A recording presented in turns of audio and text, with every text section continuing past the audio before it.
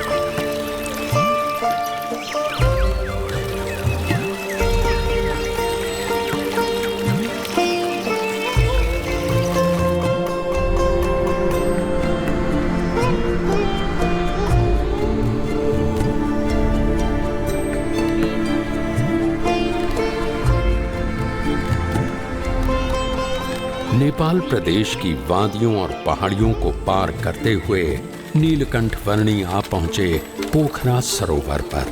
नर्तनु है नैया केवट हरि नाम, संतन संग प्रभु भजो मिले परम धाम। नर्तनु है नैया केवट हरि नाम, संतन संग प्रभु भजो मिले परम धाम।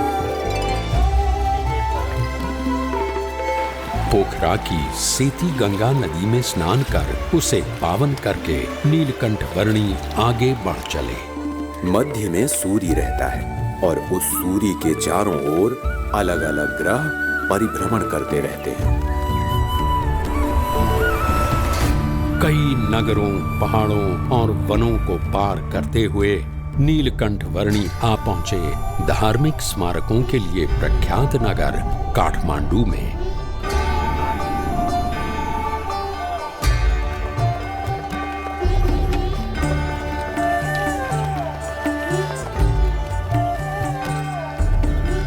काठमांडू में नीलकंठ वर्णी ने पशुपतिनाथ मंदिर के दर्शन किए और वे बागमती नदी के घाट पर भी पधारे।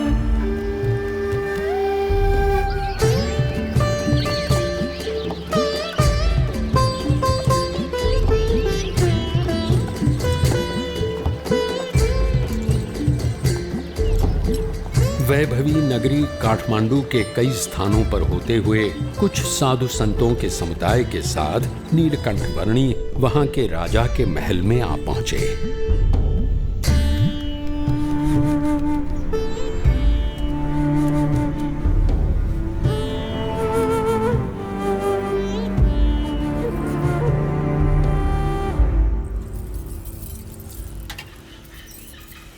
यहाँ उपस्थित सभी लोग ध्यान से सुनिए।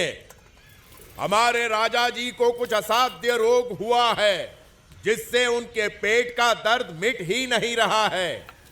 यदि किसी को भी इस रोग और उसके नीलकंठ निवारण वर्णी की जी भी जानकारी हो तो वो बताएं और हमारे राजा जी का इलाज करें और उचित इनाम भी पाएं।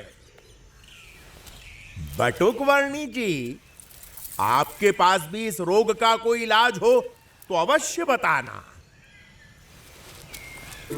मेरे पास तो जन्म मरण के रोग का इलाज है।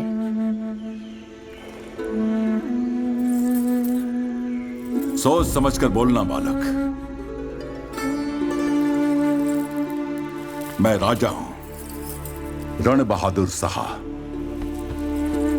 सन्यास में भगवान होते हैं।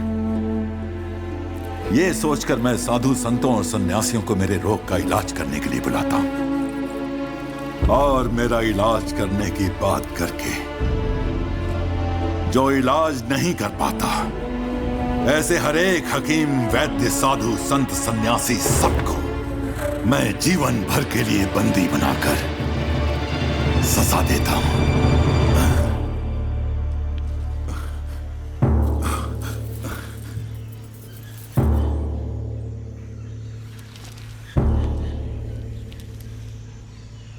इतना निर्दयी। वही तो आप भूल कर बैठते हैं राजन। अपने कर्मों की सजा दूसरों को देकर। इस जन्म में या पिछले जन्मों में आपने स्वयं जो बुरे कर्म किए हैं, उनके फलस्वरूप आपको ये रोग मिला हुआ है। ऐसी बातें मेरे मुंह पे कर रहे हो, तुम्हें डर नहीं लगता? सत्य बात को सुचारू रूप से कहने में डर कैसा राजन?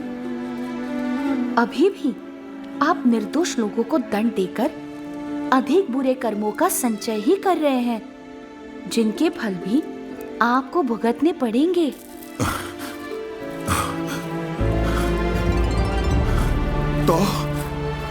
तो मैं क्या करूं?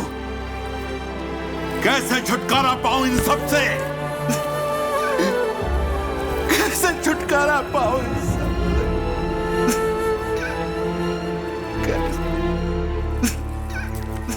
जो भी दुख आए उसे अपना प्रारब्ध और अपने कर्मों का फल समझकर और परमात्मा की इच्छा समझकर अपना लो। अपनी भूलों का पश्चाताप करके और परमात्मा को प्रार्थना करके प्रायश्चित करने से दुख का निवारण हो सकता है। परमात्मा को तो मैं नहीं जानता, पर मैं आपसे प्रार्थना करता हूं कि आप मुझे इन दुखों से उबारिए। आप जो कहेंगे वो मैं करूंगा।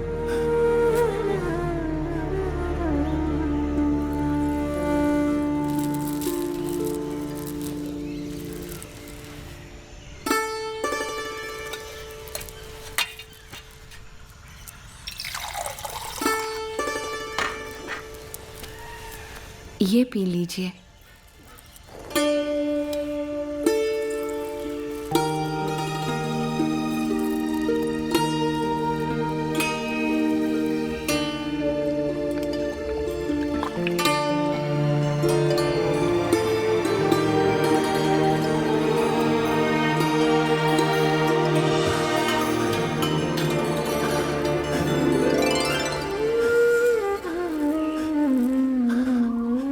ऐसी राहत की अनुभूति मुझे आज तक नहीं हुई प्रभु। यानी उनका इलाज कर भी दिया। बताइए, मैं आपके लिए क्या कर सकता हूं? मुझे कुछ नहीं चाहिए, बस जिन निर्दोष लोगों को आपने बंदी बनाकर रखा हुआ है, उन सबको छोड़ दीजिए। जैसा आप कहें प्रभु। दूसरों की मुक्ति।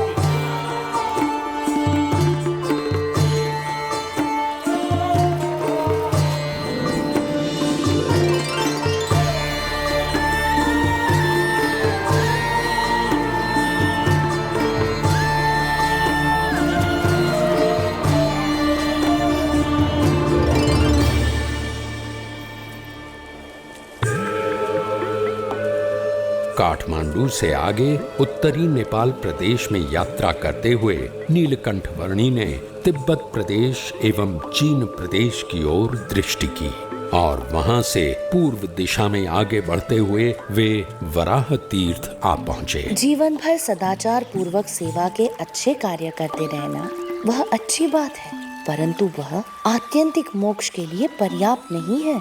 मोक्ष के लिए तो सच्चे ब्रह्म स्वरूप गुरु से सनातन मूल्यों का ज्ञान पाकर उसे अपनाना होगा। गंगे च यमुने चैव गोदावरी सरस्वती नर्मदे सिंधु कावेरी जलेस्मिन् सन्निधिं कुरु।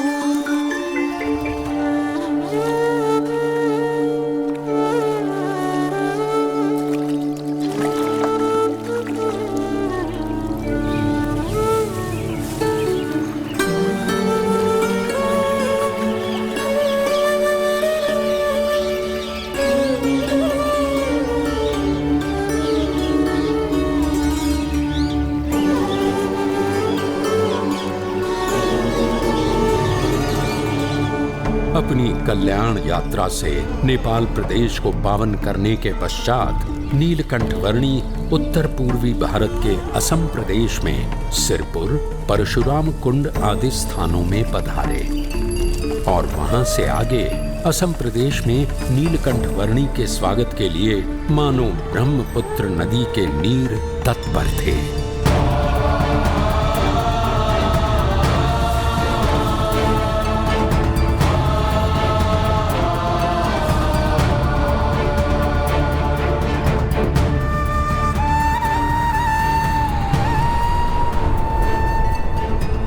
ब्रह्मपुत्र नदी को पार करके नीलकंठ वर्णी आ पहुंचे असम के कामाक्षी तीर्थ में। इस दुर्लभ मनुष्य जन्म का ध्येय है परम सत्य की प्राप्ति। व्यसन, वहम, मलिन मंत्र तंत्र आदि से किसी सत्य को प्राप्त कर लेने जैसा जो अनुभव होता है वो परम सत्य नहीं परंतु केवल भ्रम है। परम सत्य तो केवल एक ही है जो जन्म मरण के चक्कर से मुक्त करके आत्यंतिक मोक्ष प्राप्त करवाता है।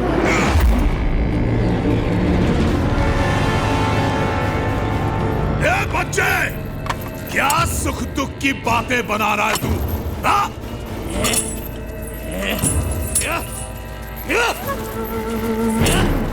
अरे यहाँ मेरे साम्राज्य में सबके लिए केवल एक ही वस्तु प्राप्त है और वो है सुख, सुख और सुख। समझा तू? सुख या सुख का भ्रम? सुख, केवल सुख, केवल सुख।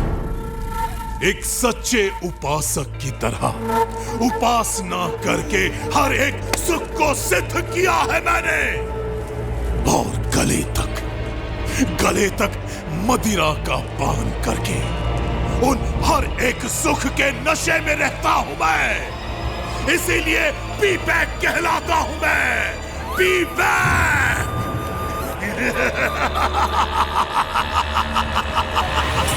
P back.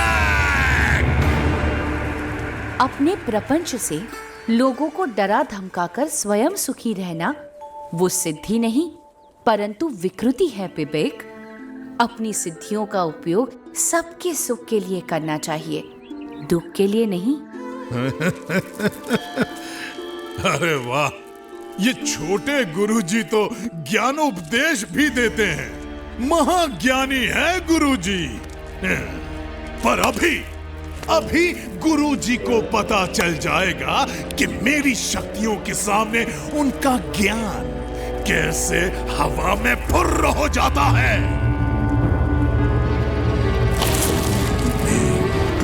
फट। ओम ह्रीं क्लीं फट। ओम ह्रीं क्लीं फट। ये देख मेरी शक्ति छोकरे, ये देख।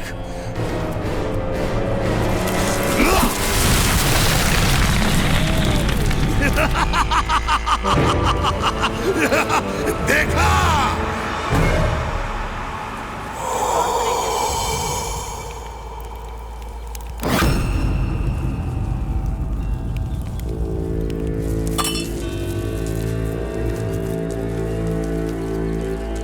घबराइए मत, परमात्मा की दिव्य शक्ति पर भरोसा रखिए, उनका दृढ़ आश्रय रखिए, तो इसकी मलिन विद्या की शक्ति अपने आप असमर्थ हो जाएगी, आपको कुछ भी नहीं कर पाएगी। ए छोकरे, मेरे शिष्यों को मेरे ही विरुद्ध भड़का रहा है तू? भड़का नहीं रहा हूं, पर जगा रहा हूं, क्योंकि इस बेचारे वृक्ष की तरह ये सभी निर्दोष हैं। अरे तू उनकी छोड़ और अपनी सोच। तुम भी तो अपनी सोचो पिपेक, दूसरों के विनाश से स्वयं का विकास करने पर तुले हो तुम। ऐसे भोले भाले लोगों को मूर्ख बनाते हुए तुम इतने अंध हो गए हो कि स्वयं को भी मूर्ख बनता हुआ देख नहीं पा रहे हो। तो जी ये था आज की हमारी नीलकंठ वर्णी जी के सीजन 7 का पार्ट नंबर 1। बिल्कुल यार इसमें बहुत सारी सीख थी, और इसमें नीलकंठ वर्णी जी ने पिपेक को कैसा समझा रहे हैं, पर पिपेक बस सच्चाई को जानने के लिए तैयार ही नहीं है। अच्छा ये तांत्रिक है, इसके पास भी अपनी शक्तियां हैं। जैसे हमने मतलब कि एक और मतलब कि अघोरी जो देखे, उनके पास भी वो मतलब कि शक्तियां होती हैं, पर ये तांत्रिक जो होते हैं ये जो है इनके पास काला जादू होता है, काला काली जादू, शक्तियाँ। काली शक्तियां जो है वो ज्यादा होती हैं। हम्म उससे जो है वो मनुष्यों को नुकसान पहुंचता है। हम्म तो अच्छा, यार अघोरी किसी का गलत नहीं करते हैं, अघोरी किसी का गलत गलत नहीं करते हैं वो। साधु संत किसी का हर किसी का कल्याण के बारे में सोचते हैं। हम्म, जो तांत्रिक होते हैं उनका शायद वो भी किसी का गलत नहीं करते, पर उनके पास कोई जाता है फिर वो हाँ। मतलब कि हो जाते हैं। हम्म, उनके पास जब कोई जाता है ना कि फलाने का ऐसा करना है वैसा करना है, फिर वो मतलब कि मजबूर हो जाते हैं। बिल्कुल। सो अच्छा इस नीलकंठ वर्णी जी के आगे उसके जादू चलेंगे या नहीं, कुछ कह नहीं सकते। चला तो था एक। वो तो मतलब लेकिन कि उसने अपना नीलकंठ शक्ति दिखाई दी कि ये देखो मेरे पास शक्तियां हैं। नीलकंठ वर्णी जी जो है और कुछ नहीं करते, बस अपनी बातों से जो है लोगों का दिल जो है वो ये चमत्कारी नहीं है ना, हाँ। ये बस समझाते हैं, ये कल्याणकारी है, कल्याण करते हैं, उद्धार करते हैं। जैसे कि श्री राम थे। हाँ जैसे श्री राम, भगवान श्री कृष्ण जी, हम्म, और सबसे बड़े उपकारी तो थे अपने, क्या नाम है, नरसिम्हा जी, भगवान नरसिम्हा जिन्होंने प्रहलाद जी को बचाने के लिए हाँ। अवतार ही ले लिया। बिल्कुल।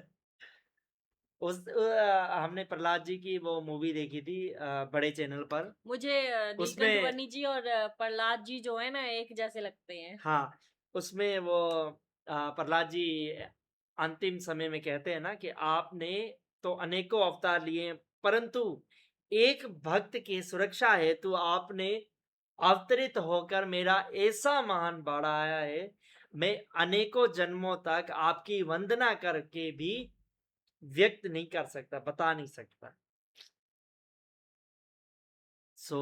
अच्छा वो डायलॉग मुझे इतना याद है ना, परफेक्ट याद है। तो आपको आज की वीडियो कैसी लगी, और पीपेक का यार अगले पार्ट में मतलब कि क्या होगा वो हम ज़रूर देखेंगे। तो आज की वीडियो आपको कैसी लगी कमेंट सेक्शन में ज़रूर बताइएगा, और अगर वीडियो अच्छी लगी हो तो वीडियो को लाइक कीजिए, शेयर कीजिए, कमेंट ज़रूर कीजिएगा। चैनल पर नए हैं तो चैनल को सब्सक्राइब कीजिए, बेल आइकन ज़रूर दबाइएगा। मिलते हैं नेक्स्ट पार्ट में, तब तक के लिए जय श्री राम।